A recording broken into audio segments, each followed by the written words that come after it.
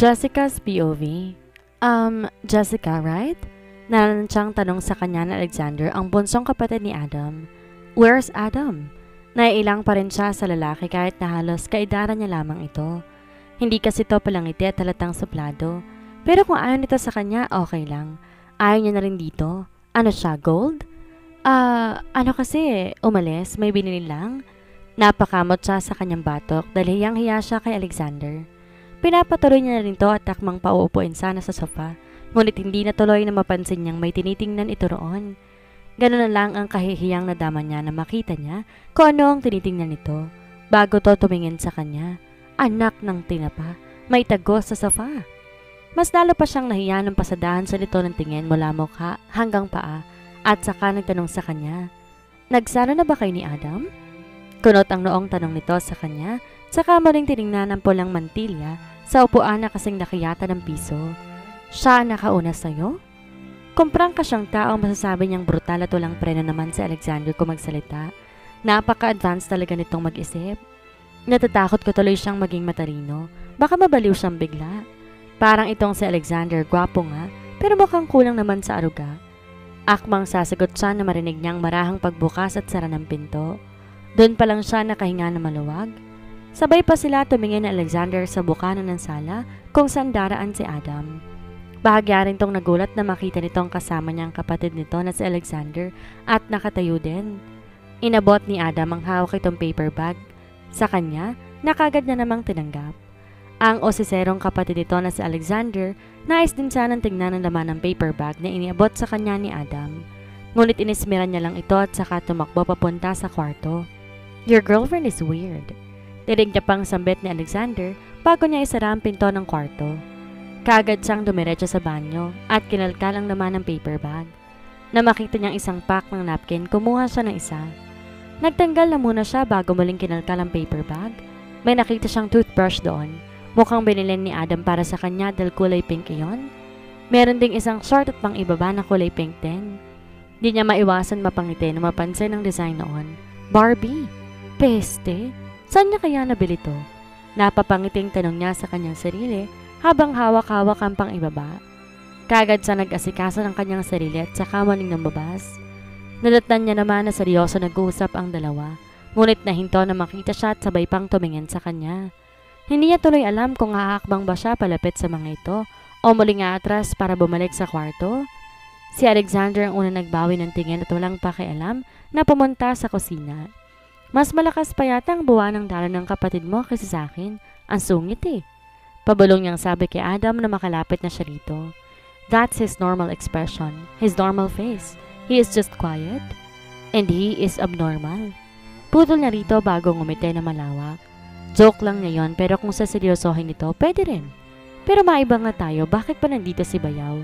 Napansin niyang medyo nailang si Adam at sandaling natigilan.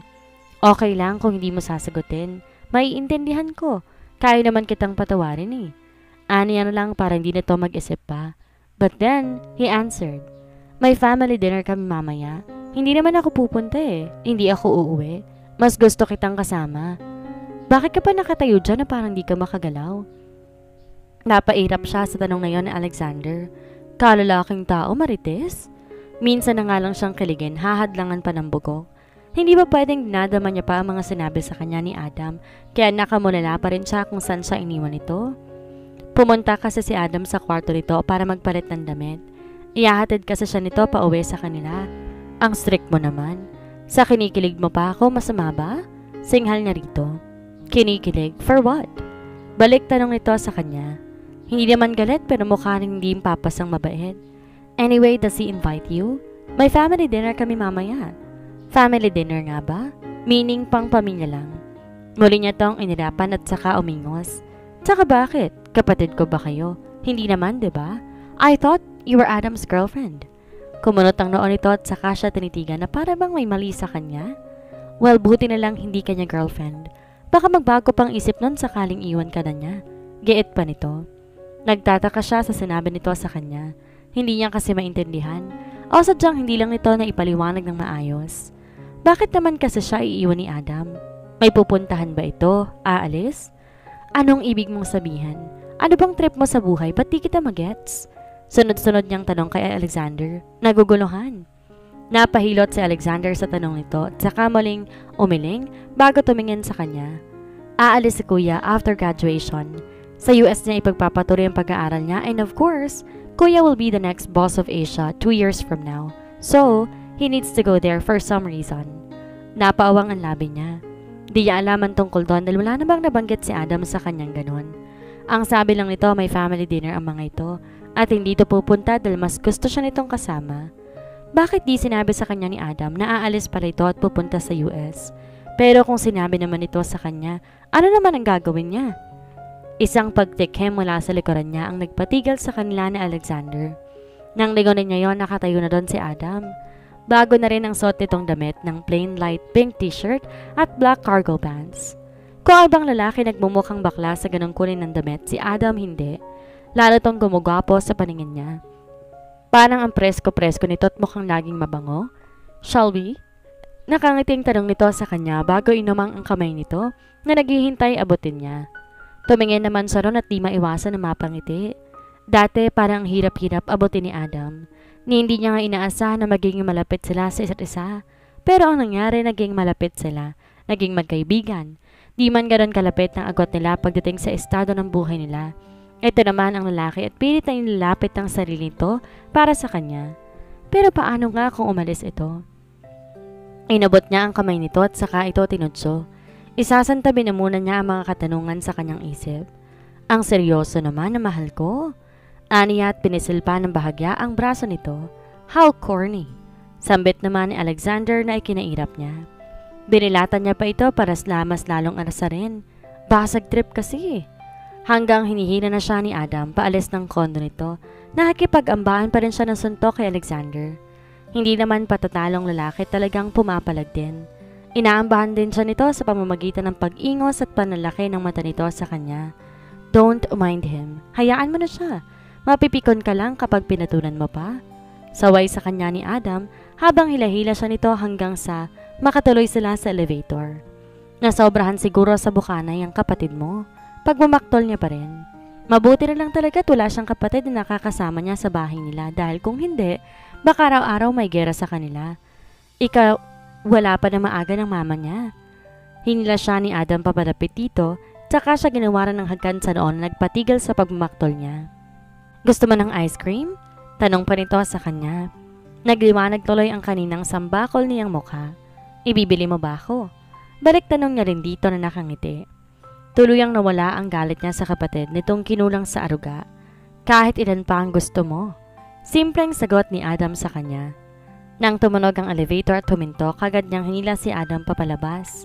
Nagmamadaling tinungo nito ang katapat na mini grocery store sa Las Casa at doon kinuha din niyang lahat ng gusto niya. Kumuha siya ng tagi-isang plastic ng chocolate na sa tingin niya papasa sa kanyang panlasa. Matyaga naman nakasunod si Adam sa kanya habang may hawak na basket na kulay pula. Is that all? Maya-may tanong nito nang tumigil na siya sa paglalagay ng kung ano-ano sa basket. Puno na rin kasi. Medyo nahihiya na rin siya kay Adam. May gusto ka pa ba? Muri nitong tanong bago ngumuso sa hilera ng mga chichirya. Okay lang ba kung kukuha ko ng Pringles? Nahihiyang tanong niya. Papasa ka ng sugar daddy ko nito eh. Tinawanan lang naman sa ni Adam at bahagyang ginalo ang buhok niya. Then get all the foods you like, my sugar baby. Ang harot? Kinurot niya munang tagiliran nito at saka parang batang tumakbo papunta sa hilera ng mga chichirya. Kumuha rin siya ng tagi-isang flavor ng Pringles, saka bumalik sa tabi ni Adam nang may malawak ng ngiti sa labi.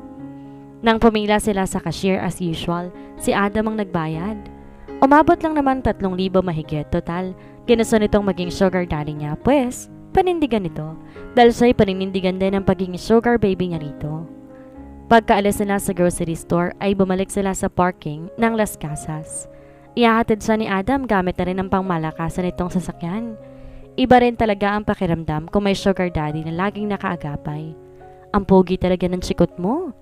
Napasipol pa siya nang pagbuksan siya ni Adam ng pinto. How about the owner? Nakataas ang isang kili nito pero may sinusupil ng ngiti. Ang kotse ko lang ba ang pogi? Muri pa nitong tanong. Huwag kang magpa-cute Adam dahil hindi ka cute. Tudyo nito pagkatuloy niya sa loob ng sasakyan. Then what? Mukha kang hot. Sagot niya sabay kindat. Ubusin kita eh. Ani pa dahilan para pamulahan na naman ang mukha si Adam. Nang hindi na sumagot ang lalaki, tumahimik na lamang din siya. Inihilig niya ang mukha niya sa bintana ng kotse hanggang nakatulog siya sa buong biyahe. Nagising na lang siya sa mahinang pagtapik sa kanyang pisngi habang tinatawag ang pangalan niya. Jessica, we're here. Wake up. Minulat niya ang kanyang mga mata at bahagyang nasilaw sa init ng araw mula sa salamin. Hinamig niya ang kanyang sarili at umupo na maayos. Aalis ka na? Tanong niya kay Adam nang tuluyan na siyang magising. Gusto mo na ba akong umalis? Balik tanong naman ito. Nang tingnan niya ang lalaki sa nilubong siya ng malamlam nitong mga mata. Hindi niya alam kung anong emosyon na nakabadha doon, basta sa tingin niya hindi yun masaya. Bigla tuloy pumasok sa isip niya mga sinabi sa kanya ng kapatid nito. Ngumiti siya at saka pinisel ang magkabila nitong pisngi. Opo, umalis ka. Abutin mo ang pangarap mo sa US. Napaawang ang bibig ni Adam habang nakatitig sa kanya. Hindi siguro nito inaasahan alam niya tungkol sa pag-alis nito. Don't worry. Uso naman na ang social media ngayon. Video call na lang tayo. Nakangiti pa rin giit niya. Kahit unti-unti pinipiga ang puso niya dahil sa lungkot.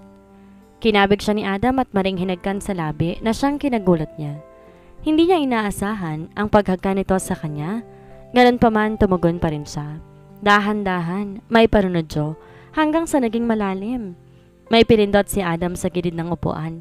Kaya naman muntik pa siyang mapasigaw nang bigla na lang siyang napahiga. Kaagad din naman dumagan si Adam sa kanya habang naglalakbay ang labi nito sa kanya. Adam? Isang mahinang sigaw ang lumabas sa kanyang bibig habang hawak na mahigpit ang mga braso ng lalaki. Adam, anong ginagawa mo? Nilagay ni Adam ang kamay nito sa loob ng suot niyang hoodie at kaagad dumako yon sa harapan niya. Nanlaki ang mga mata niya sa kilabot at excitement na lumukob sa kanyang katawan dahilan upang bahagya niyang itulak ito papalayo sa kanya. Sa ginawa niyang yon, tila natauhan naman si Adam at huminto. Niyakap siya nitong mahigpit saka ginawaran na mag-aanghagkan sa noo. I'm sorry, hindi ko sinasadya. Natakot ka ba? Nag-aaral lang tanong nito sa kanya habang yakap-yakap pa rin siya. Umiling na lang siya bilang sagot. Kahit na nga ba sa totoo lang, lutang pa ang isip niya. Jessica, can I ask you something? Halos pabalong na tanong ito matapos ang namayaning katahimikan sa pagitan nila. Ano? Tinitigan siya nito at bahagyang hinaptos ang kanyang pisngi. Tsaka siya tinanong, If I ask you to be my girl, would you say yes? Ha? Hindi siya makapaniwala. Hindi niya inaasang yon ang itatanong nito sa kanya matapos siya nitong hagkan. Ano kasi, Adam, it's okay. Nakangiti namang putol nito sa nais niya pang sabihan. No pressure. Saka mo nilang sagutin kapag handa ka na. Hindi niya maiwasang pagtaasan to ng kilay dahil parang ganun din ang sinabi niya rito dati. Ikaw ha, natututo ka na. Tsaka sino bang may sabi sa'yo na single ako? Akala ko ba I am not your type? O ano, limot mo na yon? Tudyo niya pa rito na napapailing na lamang habang may ngiti sa mga labi. Why? Are you taken? Are you in a relationship? Si Boyong ba? O yung kalbong naghahatid? Hoy, grabe ka makapanglait ha? Anong tingin mo sa akin, hindi ligawin? Inirapan niya ito. Baka isang kindat ko lang sa'yo, lumuwag ang garter ng pang-itaas mo. Tinawanan lang siya ni Adam na para bang aliw na aliw sa kapestihan niya. Pero ang totoo kulang na lang pigilan niya ang kanyang hininga dahil sa bilis at lakas ng kabog ng puso niya. Alam niyang hindi mapagbiro si Adam, kaya naman sigurado siyang seryoso ito nang tanongin siya kanina. Hindi malabong mahulog siya ng husto sa lalaki at sa nakikita niya rito baka nga nahuhulog na rin ito sa kanya. Ayaw niya namang mag-assume pero pakiramdam niya kasi parang gano'n na nga. Alam niyang walang magandang maidudulot ang pesting love na yon sa kanya. Lalo kay Adam na may magandang future na naghihintay. Mawawala lahat ng pinaghirapan nito sakali mang umextra siya sa buhay nito ngayon. Di naman kasi siya marunong magmahal. Hindi niya pa nga naranasan na magmahal eh. Hindi naman kasi uso yun sa kanya. Harutan lang sapat na. Napabuntong hininga siya dahilan upang mapalingon si Adam sa kanya. What's wrong? Anitong walang ngiti sa labi at seryoso pa rin ang asol nitong mga mata. Did I offend?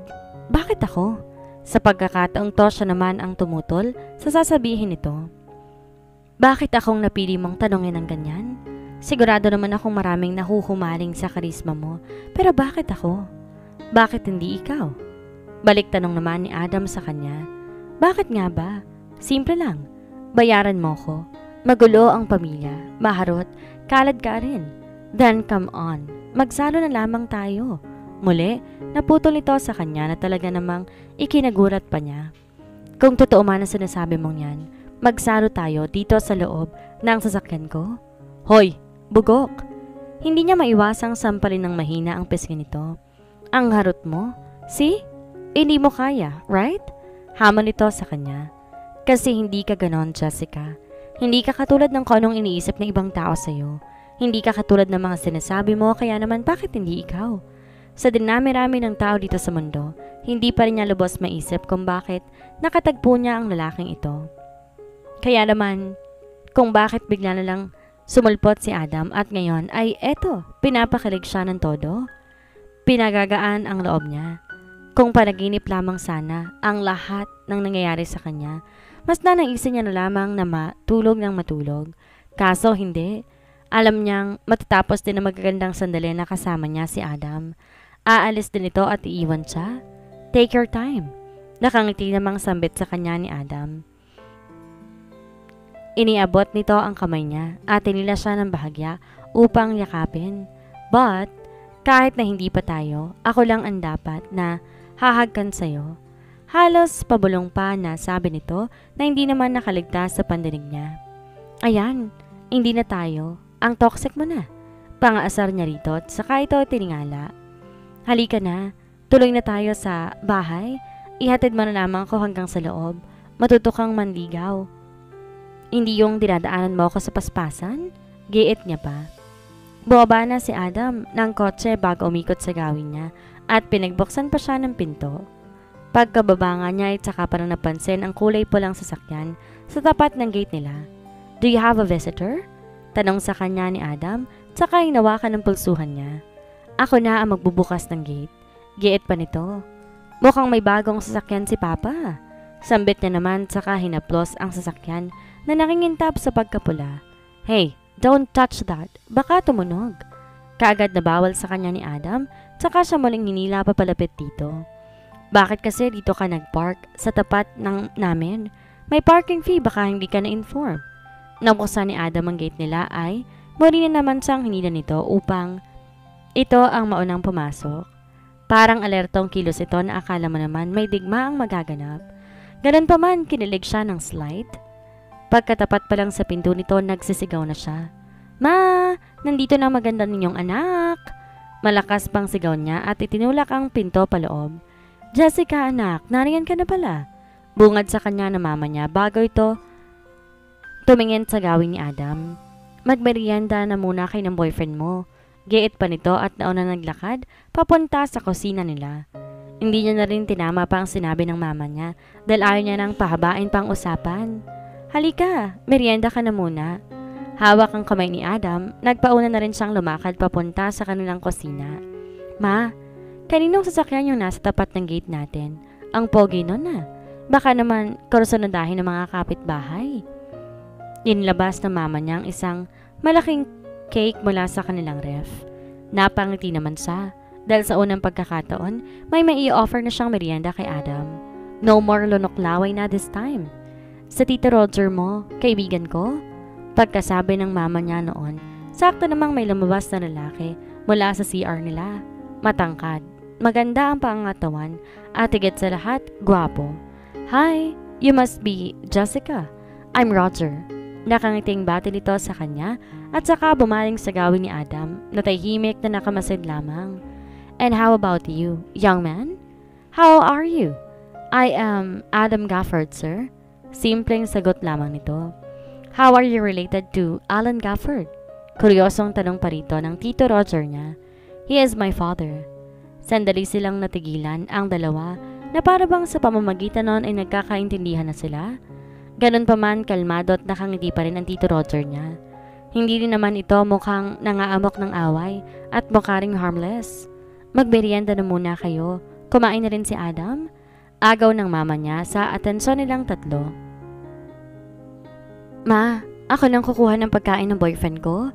Aniya, tinila ang lalaki papalapit sa mesa. Magpapatulong ako sa kanya na maglinis ng kwarto. Mag-aasawa na po ako. Tudyo niya sa mga ito. Ano? Gulat naman na tanong sa kanya na mama niya. Jessica, nung humarap ako na sa tamang edad na ako. Ikaw menor de edad ka pa, anak at saka, ma, kalma, binibiro lamang kita. Putol niya na lang dito at saka bumaling na kay Adam. Pulang-pula na ang mukha nito at hindi rin nagpalagay kaya naman napangiti siya sa akin. Tsaka lang kami magsasama kapag kaya niya na akong buhayin. Giit niya pa. Nang lumingon si Adam sa kanya, kilinditan niya ito na mas lalo pang kinapula ng mukha nito. Kumuha na siya ng cake at nilagay niya sa plato. Kumuha rin siya ng juice na tinimpla ng mama niya at ipinahawa kay Adam. Tara na sa kwarto ko, nang makarami. Bit-bit ang plato na mayroong cake habang juice naman kay Adam, nagpauna siya sa kwarto niya. Kids, behave, okay? Pahabol pa ng mama niya. Huwag niyong isasara ang pinto para makita namin kayo ng Tito Roger ninyo. Narinig mo ang sinabi ni mama? Bulong niya kay Adam tsaka sinipa ang pinto ng kwarto niya. Bawal ang malikot ang kamay. Strict ang parents ko. Umalon ang lalamunan nito at saka pinamulahan ng todo. Pigil-pigil naman niya ang kanyang sarili na huwag itong kurutin sa pisngi. Pagkatuloy nila sa kwarto ay nakaramdam siya ng hiya. Sobrang kalat kasi talaga. Walang-wala sa kwarto ni Adam na maanghel. Ang kulang na lang mukha ng simbahan sa kalinisan. Upo ka muna. Ani rito at saka pinagpupulot ang nagkalat niyang gamit. May mga marami pa siyang damit sa lapag na pinulot niya rin at sinuot siya sa hamper ng marumihan. Jessica? Maang napalingon siya sa binata. Halika. Seryoso na mukha nito, tila hindi mapakali. Ganon pa man, lumapit siya rito at umupo sa tabi. Bakit? Tanong niya at saka nagyuko upang iwasan ang titig nitong pumapasok sa kanya. Nothing. Gusto lamang kitang katabi. Halos pabulong nitong usal at tinawakan ng kanyang pisngi upang matitigang mabuti ang kanyang mukha. Are you afraid of me? Maya-maya pa'y tanong nito. Umiling siya bilang sagot. Dahil hindi naman talaga. Hindi siya natatakot dito. Pwede na ba kitang hagkan? Muling tanong nito sa kanya na kilalaki ng mga mata niya. Strict ang mama ko. Isusumbong mo ba ako? Nakangiting tanong nito. Habang dahan-dahan lumalapit ang mukha nito sa mukha niya. Napangiti na rin tuloy siya sabay sabing, hindi. Pwede mo akong hagkan, my sugar daddy? Adam. Bigla siya nagpanik na maramdaman niya ang palad ng binata. Malayang hinahaplos ang patag niyang tiyan. Ang sabi mo hagkan lang, bakit may pa-chancing sa tiyan? Aniya rito. Agad namang binawi ni Adam ang kamay nito na humahaplos sa tiyan niya at saka nahihiyang yumuko. Sorry please don't get mad. Inawakan niya magkabilang pisngi ng binata at pilit na inangat upang salubungin ang tingin nito. Nang tingnan sa nito, hindi niya maiwasang mapangiti dahil namumulang buong mukha nito na parabang hiyang-hiya sa kakulitan ng mga kamay nito. Hindi kita isusumbong ngayon kay mama pero kinurot niyang bahagya magkabilang pisngi nito tsaka itong initian. Hagkan-hagkan lang muna. Bawal pang haplos. Nakachancing ka na nga kanina, diba? Partida, hindi pa kita sinasagot niyan. Tudyo niya pa rito na halos hindi na makatingin sa kanya ng diretso. I'm sorry, I didn't mean... Jessica, anak, aalis ng Tito Roger mo. Di na natuloy pa ni Adam ang sasabihin dahil sa lakas ng sigaw ng mama niya. Sa gurat nga niya, naitulak niya pa ang binata na lumagapak naman sa labag. O iho, anang mama niyang nakasilip na sa pinto ng kwarto niya. Bakit naman dyan ka sa lapag nakahiga? Malamig ang tiles, baka magkapulmonya ka pa. Tumayo ka nga dyan? Napangawi na lang siya sa nangyayari. Hindi niya naman kasi sinasadyang maitulak ng malakas si Adam. Kawawa naman tuloy, na-injury pa yatang likod nito dahil sa kanya. Pagkatayo ni Adam, siya namang dating ng mama niya sa kwarto niya. May inabot tong kulay pulang sobre sa kanya na alam niya naman kung para saan. Bigay ng Tito Roger mo, pang birthday mo raw. Ay, pak! Ang bongga naman pala ng sugar daddy mo, ma. Pero ma, boyfriend mo ba si Tito Roger? Kuryosong tanong niya. Mas gusto ko siya para sa'yo kaysa kay papa. No, anak. Sansara naman ng ama niya. Kaibigan ko lang ang Tito Roger mo. Magkakaibigan ng Tito Roger at ang papa mo noon. Magkasama kasi sila sa trabaho. So ngayon, di na sila magkaibigan? Putol niya naman dito. Si Tito Roger na lang ang jowain mo, ma. Tapos si papa na lang tropahin mo. At least si Tito Roger mo kung walang sabit, gwapo pa. Napairap na lang ang mama niya sa mga pinagsasabi niya. Tsaka nagtakip ng tenga at lumabas na. Nang bumaling siya kay Adam na nakatayo sa gilid, napangiti siya. Hindi ka pa uuwi? Tanong niya rito. Umuwi ka na muna. Baka magsawa na ako niyan sa'yo kapag araw-araw tayo magkasama. Giit niya pa. Gusto mo na ba akong umuwi? Balik tanong naman ito. Lalo namang lumawak ang pagkakangiti niya. Siyempre ayaw niya pa tong ngumiti. Ganitong 1,100 maharot siya. Tatanggi pa ba naman siya sa napakagwapong grasya na inihahain na sa kanya? Of course not, coconut. Pero sa ngayon, kailangan niya muna tong pauwiin dahil mukha na rin tong pagod. Isa pa, magpapahinga rin siya dahil may trabaho pa siya mamayang gabi. Kung sasabihin ko bang hindi kita papauwiin, okay lang? Muli niyang tanong dito. Tamang subok lang kung kakagat ba ito sa kapestihan niya. Pero hindi niya rin maatim na paglaruan ito dahil bukod sa cute ito, mukha pang harmless. Kaya naman, tumayo na siya at saka kumapit sa binata bago bumulong. Nakapag-isip na ako, Adam. Sinasagot na kita. Aniya. Ginawa rin niya to na mabilis na hagkan sa labi, tsaka tinulak palabas ng kaniyang silid. Di sila po pwede magsama sa kwarto at baka mauwi pa sa kung ano. Isa pa, seryoso siya na sabihin niyang sinasagot niya na ito. Doon din naman ang punta ng paghaharutan nila. Kaya naman hindi na dapat pa na pinatatagal yon. Nagpaalam na rin naman si Adam sa mama niya na uuwi na to dahil na rin sa pagpipilit niya.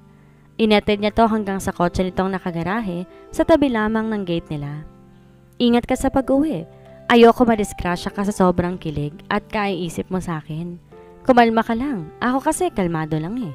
Tudyo niya pa rito na hanggang ngayon tila tulala pa rin at namumula ang pisngi. Akbang babalik na siya papunta sa kanila nang hilahin ni Adam ang braso niya. Nakakarami ka na ng hagkan sa akin. Come with me. Putol pa nito sa kanya. Let's get married? Awang ang bibig at nanlalaki ang mga mata. Napatitig siya kay Adam. Hala, seryoso yan? Hindi makapaniwalang sambit pa niya. Napaka-advanced naman yata talaga ng binata para yain siyang magpakasal. At isa pa, magde-18 pa lamang siya. Wala pa ring trabaho si Adam. Napaka-advanced naman yata ng binata para yain siyang magpakasal sa iba. Isa pa, magde-18 pa lamang siya.